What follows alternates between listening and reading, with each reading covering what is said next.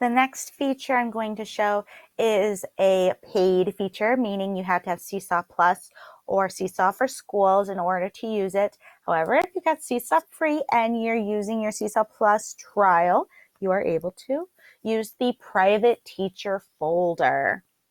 So the first thing you have to do is make sure it's activated or turned on. So we're going to click on the wrench in the upper right-hand corner. We're going to scroll down to folders. And so where it says show add to folder step has to be turned on to teachers or students and teachers. And it's probably turned off. So I choose student and teachers because if my child or students post a journal post, they can tag what folder it could be stored in. So I just think teaching organization early is awesome. So I made sure it's activated. The private teacher folder is, according to Seesaw, really for two things. One, it's for maybe a post a child has submitted that you're concerned about. So let's say I was concerned about this sketch that they drew. I'm not really, but let's just act like we are. I can click the folder and I'm going to say I don't want it visible in art anymore. I want it in my private teacher folder. So they're warning me students or their families have already seen this because I had approved it. That's okay. I don't want it in their journal anymore. So add it to my private teacher folder. Many people were putting things in private teacher folder and subject. You can just know it's not private anymore. It's visible to students and their families. So private teacher folder concerning posts.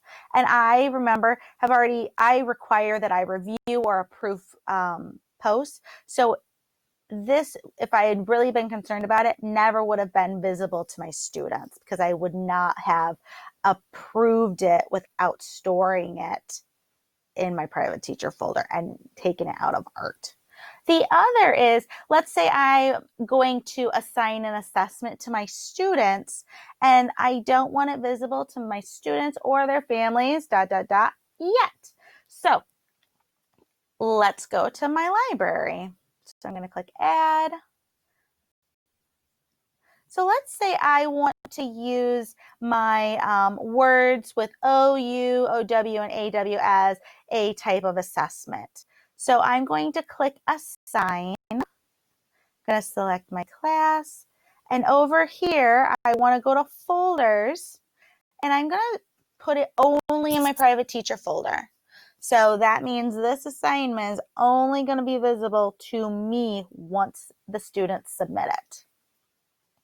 And so if I turned on ELA, it's not really private. So make sure you're using private teacher folder for only private items. So I'm going to click the checkbox. I'm going to assign. Thank you for the reminder. So let's go back to my class.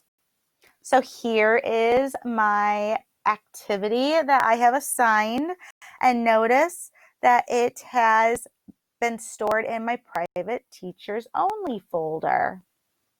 So it's going to be stored there until I allow it to be visible to students and their families. So how do I get to things that I have actually stored in my private teacher folder?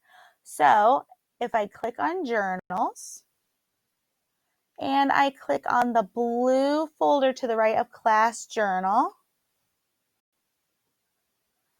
here's where I can select a folder to kind of see what's stored inside. So I'm going to click on private teacher folder. And so here is what I've stored there. So obviously my concerning drawing and this activity about animal research and this blank activity. So I have 3 things in my private teacher only folder. Maybe after a while, I'm not so concerned after talking to administration. It's not a big deal. I can click on the folder, unselect. It's going to tell me I'm removing it from this private folder. Yep. And I can move it back to art and just be sure to submit.